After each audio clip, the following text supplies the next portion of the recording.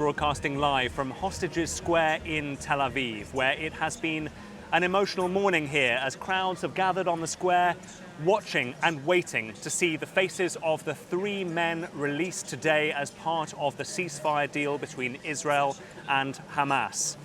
The 3 men were paraded in Khan Yunis in southern Gaza a little earlier in the day. They were released from captivity by Hamas and by the other group in Gaza that have been holding them over the last 16 months, Palestinian Islamic Jihad.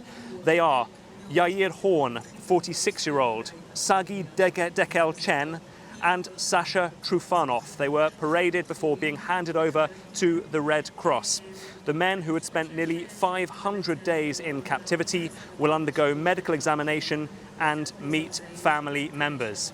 Now, these are live pictures from Rain in southern Israel, where you can see there a helicopter waiting to bring those 3 hostages to Tel Aviv, where they are going to undergo quite a thorough investigation and quite a thorough medical examination, both external medical examination but also psychological evaluation, to try to determine whether they are in a stable state now to be able to readapt to their normal lives. Sagi Dekel Chen, one of the 3 men who has been released, has now met his wife, who gave birth to their 3rd child in December 2023, 2 months after he was captured. And he has said, "I am great." He is meeting his 3rd daughter for the first time. You can see there one of the helicopters preparing to take off, a short trip to Tel Aviv, where they will now have medical examinations.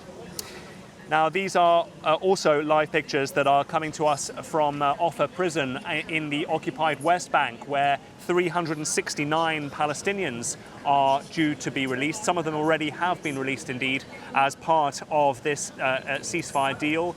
These are Palestinian prisoners who were held, in some of them, for life sentences, convicted of very serious crimes, murder and attempted murder and attacks on Israelis, but the majority were arrested and held after the 7th of October.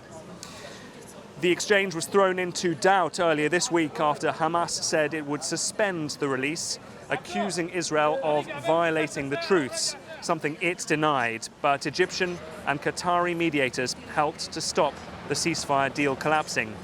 So you can see there back in the skies above southern Israel, that helicopter now in the air, preparing to take the hostages to Tel Aviv, where they will meet more of their families.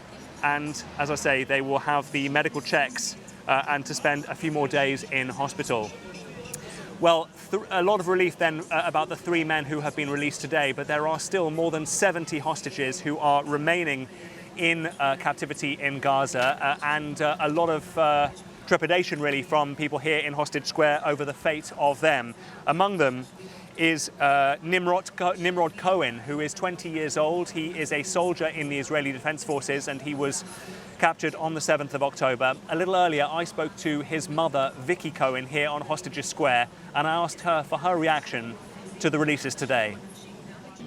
I'm very, very excited to see the picture of the 3 hostages that came back to their families after so long. But I'm very worried for my son, Nimrod, who is still in captivity for almost 500 days. He's not supposed to be released in the first phase, only on the second, because he's a young man.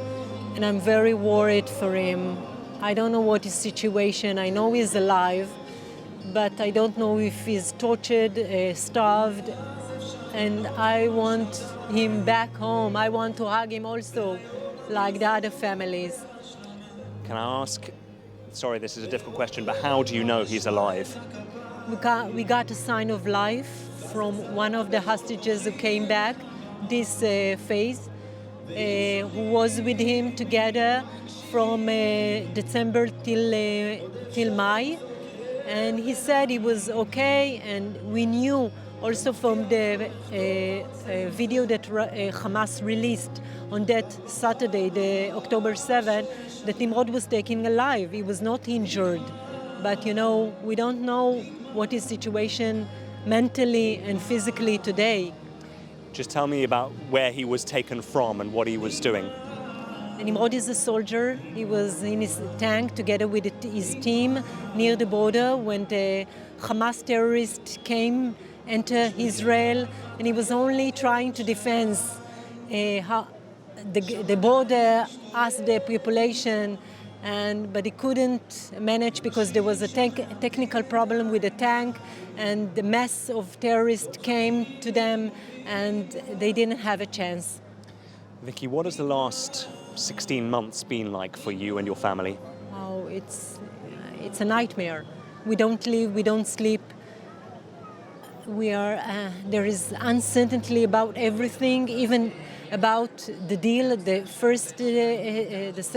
first phase. It can collapse every minute. It's very fragile, and we are worried how long it will take, how long I have to wait till I will see my son, Nimrod.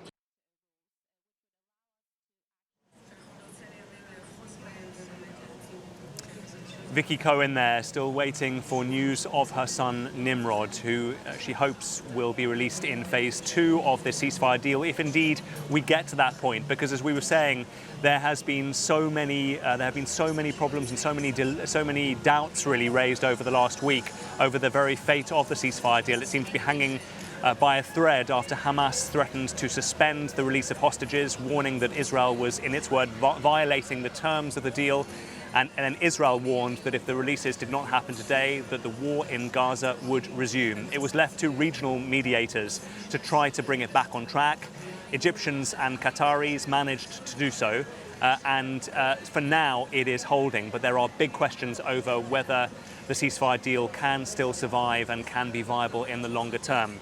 Let's bring in Mohammed Hegazi, who is a former Egyptian assistant foreign minister and therefore very much in one of the places that is central to the regional mediation in this ceasefire deal. Mohammed Hegazi, thanks very much indeed for joining us here on BBC News.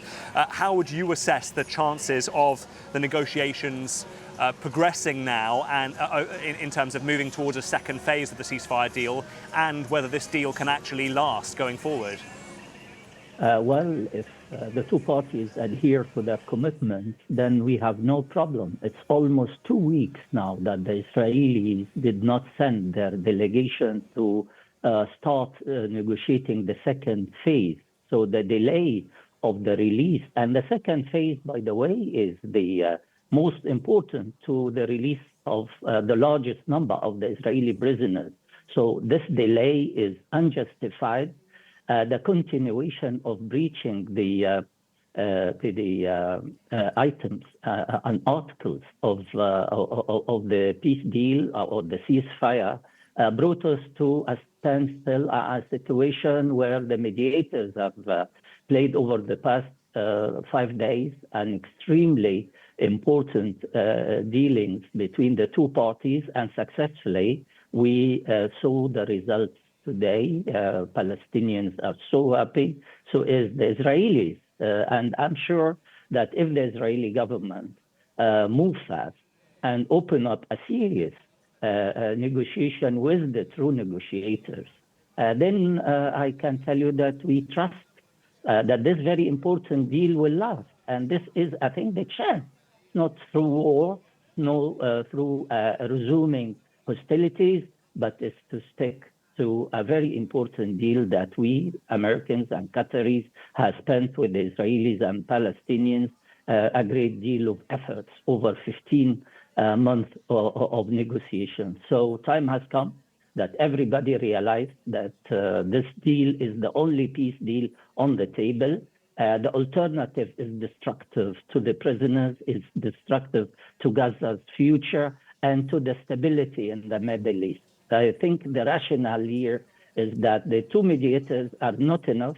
The American administration also is engaged. This negotiation was run by the previous administration and the present one.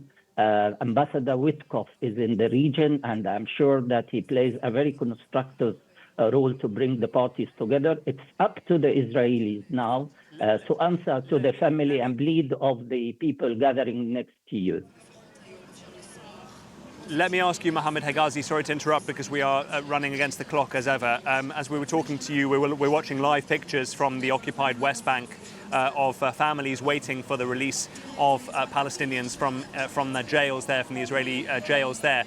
But you mentioned how the role that the Americans are playing in all of this. Donald Trump, of course, in the last week or so has muddied the waters to a large extent by talking about how the Americans would take over Gaza and resettle the Palestinians from the Gaza Strip. What is your reaction to that and the impact that his comments are having on the viability and sustainability of this ceasefire deal? Well, this is not very conducive at all.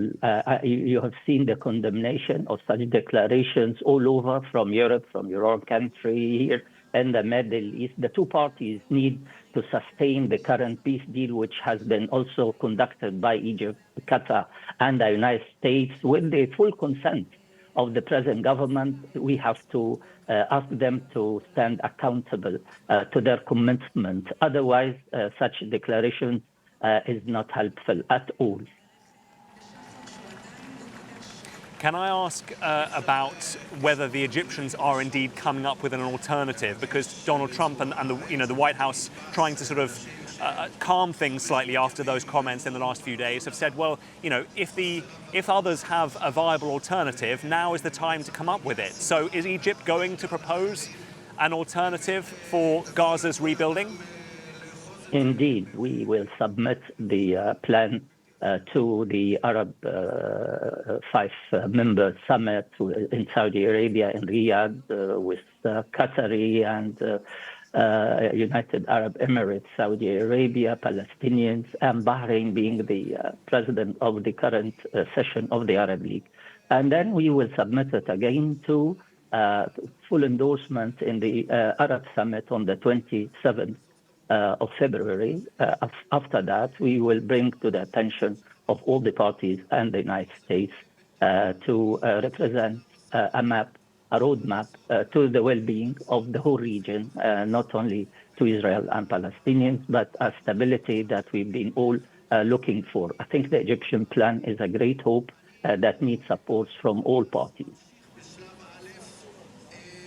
Mohammed Hegazi, former Egyptian Assistant Foreign Minister, thank you very much indeed for your thoughts and insights here on BBC News.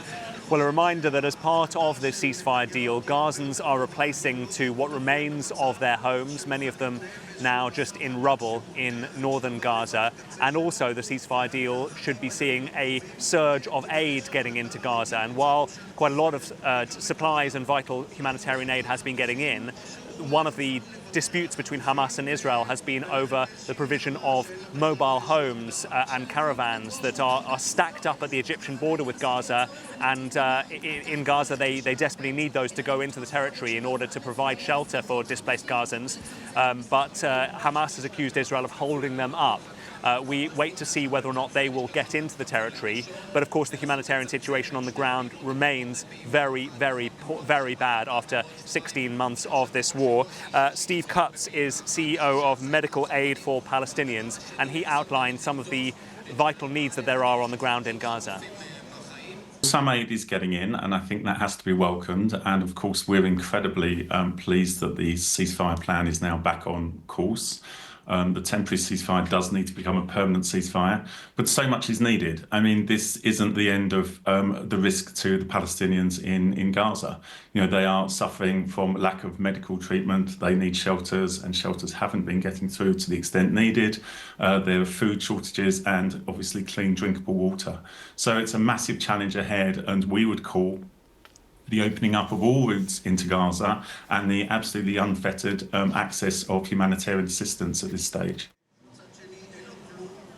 Steve Cutts there from Medical Aid for Palestinians. So the 3 released Israeli hostages are on their way back here to Tel Aviv, where they will be reunited with more families, more family members, and then stay several days, we expect, in hospital. And as we saw there from those pictures outside Offa Prison in the West Bank, more detainees are due to be released there as well, also to be reunited with their families and with their loved ones. You can see here, a quick reminder of that release of the 3 men who were let out this morning after almost 500 days in captivity. Sagi Dekelchen, Sasha Trutfanov and Yair Horn, now on their way back to be reunited with their families and to try to rebuild what remains of their shattered lives.